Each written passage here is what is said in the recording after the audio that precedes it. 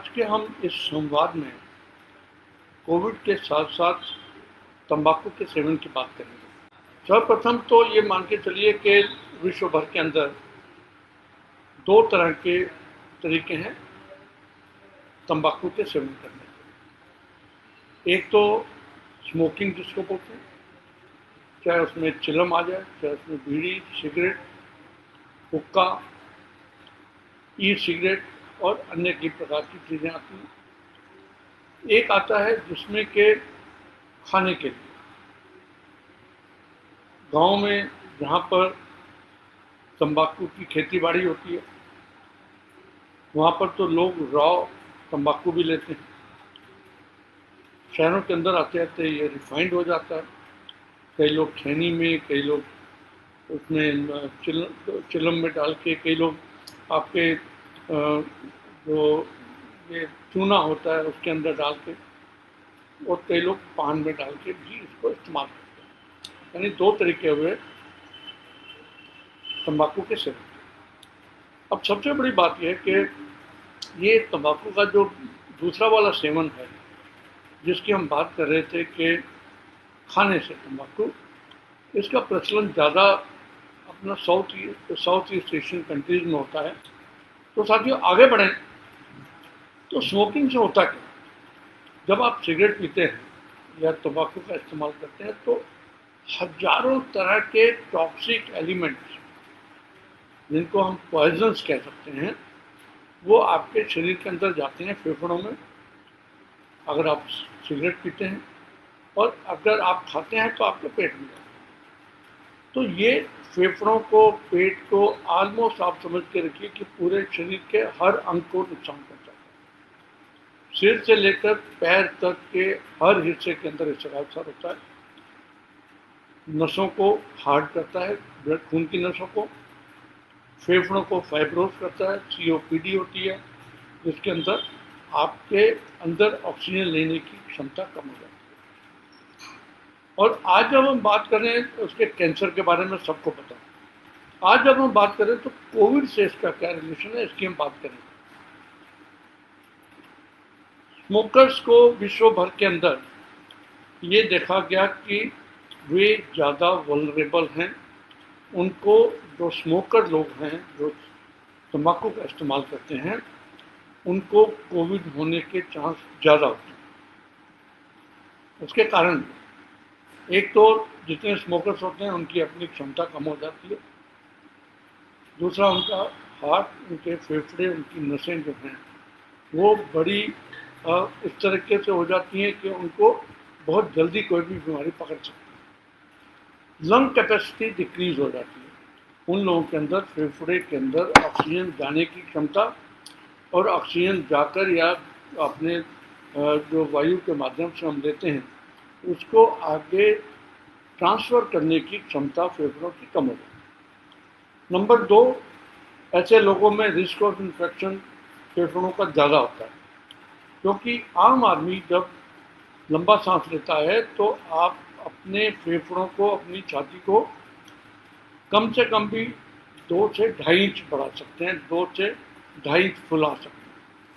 लेकिन जो स्मोकर लोग हैं उनकी चेस्ट जो होती है वो ज़्यादा फूलती नहीं, उनकी फ्लेक्सिबिलिटी कम होती है, तो वो जो है ऑक्सीजन जब जाती भी है तब भी पेनिट्रेट नहीं करती, और उसके अंदर, फेफड़ों के अंदर इन्फेक्शन का रिस्क ज़्यादा हो जाता है। उसके बाद देखा गया कि जब मान लो किसी को कोविड हुआ तो कोविड के अंदर कोविड क्या कर रहा है, कोविड तो आपके डायरेक्ट आपके फेफड़ों को इन्फेक्ट कर रहे जाते ही, और जिन लोगों के अंदर COPD या हार्ट की डिजीज पहले से है उनके अंदर कोविड के सीवियर इन्फेक्शन होने की संभावना ज़्यादा रहती है और डेथ की भी संभावना ज़्यादा होती है। यानी 40 से 50% ये विश्व का लिटरेचर कहता है कि स्मोकर लोगों के अंदर या तंबाकू के सेवन करने वाले लोगों में 40 से 50% ज़्यादा मृत्यु का चांस और उनके ICU में एडमिशन के चांस ज़्यादा। आप अगर सिगरेट पी रहे हैं या चिलम पी रहे हैं या कुछ भी कर रहे हैं, तो एक तो अपने हाथों को बार बार अपने लिप्स के साथ लगा रहे हैं। वो जो कॉन्टैक्ट का सिस्टम है, जो हम हमेशा कोविड में कहते हैं कि अपने नाक और मुंह को हाथ नहीं लगाना बार बार, उस माध्यम से आप हाथ लगा रहे हो बार बार। चाहे आप खैनी में खा रहे हो, चाहे उसको स्मोक कर रहे हो। खैनी में खाने का आपने देखा होगा कि कुछ लोग जो हैं अपना हथेली पर कुछ ना कुछ मिक्स करते रहते हैं और ऐसे खाते हैं। तो ये कि आपकी हाथ का जो इन्फेक्शन है वो अपने फेफड़ों तक पहुंचाने के लिए मुंह के माध्यम से जाएगा। ऐसे ही हुक्का पीने वाले, आपने देखा होगा हुक्का या चिलम वाले एक ही हुक्के को बिना चेंज किए हुक्के के माउथ पीस को वो सर्कुलेट होता रहता है। गांव के अंदर बैठे हैं लोग, तो बैठे हैं, एक व्यक्ति ने पिया तो आगे हुक्का चलता चला जाता है। ऐसे ही कई जगह पर आप देखे होंगे मजदूर बैठे हैं, एक ही बीड़ी या एक ही सिगरेट को सब लोग करते चले जाते हैं। तो इससे आपको अगर एक भी व्यक्ति को इन्फेक्शन है तो बाकी लोगों को इन्फेक्शन के चांस ज़्यादा हो जाते हैं। फिर आप आ जाओ, जो लोग खाते हैं उनको बार बार आपने देखा होगा आदत हो जाती है थूकने की, क्योंकि जो एक्सेस सलाइवा होता है मुंह के अंदर वो लोग थूकते हैं, चाहे वॉश बेसिन में थूकें या जहाँ पर भी देखा कोना वहाँ थूक दिया होगा। जो लोग दिल्ली के रहने वाले हैं वो देखते होंगे कि कनॉट प्लेस तक के अंदर जहाँ पर भी खंभे लगे हुए हैं, खंभों के कोनों में लोगों ने थूके फेंकी होती। इससे भी इन्फेक्शन के चांस बहुत ज़्यादा हो जाते हैं। टॉक्सिक एलिमेंट आपके शरीर के अंदर जा रहा है, आपको नुकसान पहुँचा रहा है। कुछ लोग मैंने देखा समझदार भी हैं, ऐसा नहीं है, जो कि घर में बैठे रहते हैं, तो बच्चों की वजह से इंडोर स्मोकिंग कम हो जाती है, आउटडोर चांस नहीं होता। अक्लमंद लोग भी हैं कि बच्चों को जो ये एक तो डायरेक्ट स्मोकिंग होती है, एक इनडायरेक्ट स्मोकिंग होती है। डायरेक्ट स्मोकिंग वो होती है जो आप अपने आप स्मोक कर रहे हो। इनडायरेक्ट वो होती है जो आपके बच्चे बंद कमरे के अंदर आपकी पत्नी बैठी है वो लोग करेंगे। तो वो इनडायरेक्ट स्मोकिंग के डर के मारे कुछ लोगों ने डेफिनेटली सिगरेट को छोड़ा। या तंबाकू के दुष्प्रभाव कोविड के अंदर बहुत ज़्यादा, इसलिए उन्होंने इस साल जो थीम दी उसमें दिया कि कमिट टू क्विट, यानी कि हम अपने आप से वायदा करें स्मोकिंग या टोबैको के इस्तेमाल को छोड़ने की बात कर रहा हूँ। जिन लोगों को सिगरेट छोड़नी है उन लोगों को बहुत मुश्किल पड़ती है।